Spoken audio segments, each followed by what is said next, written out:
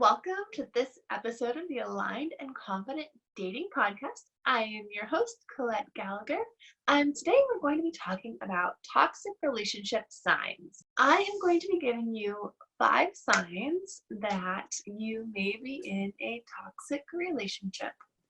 So if you find yourself agreeing to any of these, don't feel bad. It happens to a lot of people. Relationships start off so exciting and so fun, and you're getting to know the person, and then slowly over time, it can turn into a toxic relationship without us even really realizing it. All we know is we don't feel good about ourselves, we don't feel good about the relationship, but we're already committed, we're already in love, and we don't want to leave. So, the first sign of a toxic relationship is that they make you feel like they're the only one who will love you, that they're the only one who's going to deal with you because you're crazy or there's something wrong with you. And so they make you feel like you're lucky to be with them, even though you don't really feel good around them. This can look like, you bring up something, maybe you're upset about something, and they just tell you how crazy you are and that, they love you anyway, or something like that. And so they kind of put you down and then tell you that they love you despite the fact that you're crazy or stupid or whatever. So definitely not a good thing if you are feeling unworthy of love from the person that you are with. The second sign is that they laugh at you, they belittle you, they make fun of you. Basically, you feel like there's something wrong with you when you're around them, or they're not lifting you up, they're not encouraging you, they're not supporting you, they're just making you feel bad when you're around them. And it doesn't have to be all the time. Even if it's just once in a while, you go out on a date and things are going really well, and then they say something, a little snide remark, maybe something like, oh, whatever, it can be, oh, that lady is really pretty, or wow, you look like you've gained a little weight, or something like that. So anything that just doesn't make you feel good, some kind of put down or making fun of you, it's not nice. And so you really want to be with someone who actually compliments you and makes you feel good.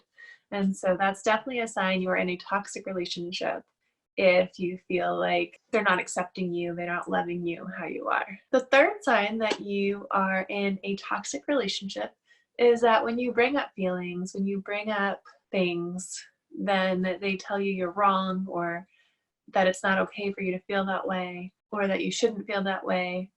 So they're just not emotionally supportive of you. And again, these things don't have to be all the time, even if they're once in a while, but then you don't know what you're going to get. So maybe sometimes you are with your partner, you feel great, they're really nice, and then out of nowhere they're super mean and they're belittling you, they're laughing at you, they're making you feel bad, they're making you feel crazy, and it's kind of a roller coaster.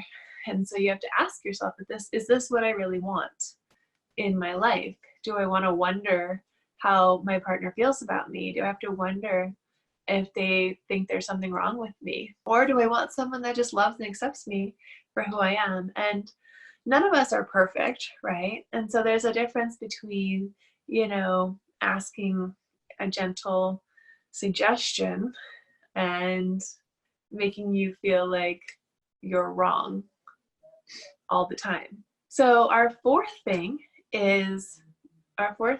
sign that you're in a toxic relationship is that they bring out the worst in you. And so I know when I was in a toxic relationship, I had a feeling that they were seeing someone else, and they didn't tell me this. When I would ask, they would tell me that I was crazy, and so I would do things like drive by their house or feel the need to check their email. And this was a long time ago. This is when I was a lot younger, but if you're feeling that, like if you're feeling the need to go through their things or check on them or show up randomly where they are just to, like, because you don't trust them, then that's not really bringing out the best in you. And of course, we all have our challenges, our issues and things like that. But if you're being triggered all the time, then you might want to look at that, because some of it might be you, but then some of it might be them too. And do you really want to be with somebody who's triggering all of these not so good aspects of yourself, whether they're true or not? So even if the person isn't seeing other people or cheating or anything like that, or even if they are, either way, if you feel the need to do these things because you don't trust them, then maybe it's time to take a break, step back, and realign with yourself and who you really want to be in a relationship. If you want to be that person that's doing those things that you're not really proud of, because you don't trust the relationship. Maybe that's just like, showing up places that maybe in your heart you shouldn't be showing up at, and things like that. And lastly, my last one is they try to control you. So this can be through manipulation. This can be through just telling you what to do. This can be through telling you that your friends are bad for you, trying to separate you from people you love, telling you, oh, why do you hang out with those people? They're not good. And so just trying to separate you from other people, your family, by planting those seeds of like, oh, those people don't really love you. Stay with me. I'm the one who loves you. Even though you know that those people actually do love you. So just making you question all of your relationships and telling you that they're not okay, that they don't really care about you, that they don't really love you because they want you all to themselves.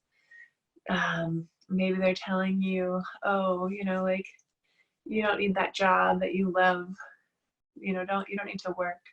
Things like that. Just trying to isolate you, trying to keep you for themselves, trying to tell you what to do, trying to tell you what you can't do, and things like that. Because, in a relationship, you should feel free. You shouldn't feel like you have to limit yourself or control yourself because you're with somebody. So, if you've agreed to be mutually exclusive, then of course you're not going to go out and sleep with a bunch of people and then come home and lie to your partner, because that's not healthy and that's not honest. So if there's any of that going on where you're lying to your partner's lying to you, just trying to control each other instead of loving each other, it's just a toxic relationship.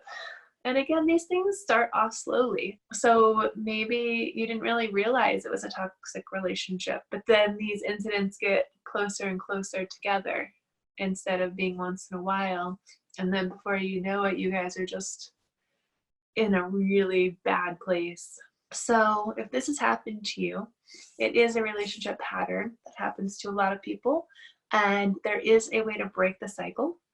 And that's what I love helping people with, breaking this cycle of drama and trauma and abuse. And you think things are going to be different next time, but they're not different because you didn't heal that part of you that thought that it thinks that you're not enough, that thinks that you're not worthy of love, that thinks that you're not willing to have a great relationship, that it doesn't exist for you.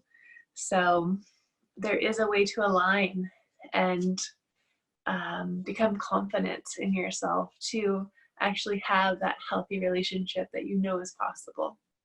So I would love, if you have any questions, feel free to ask me.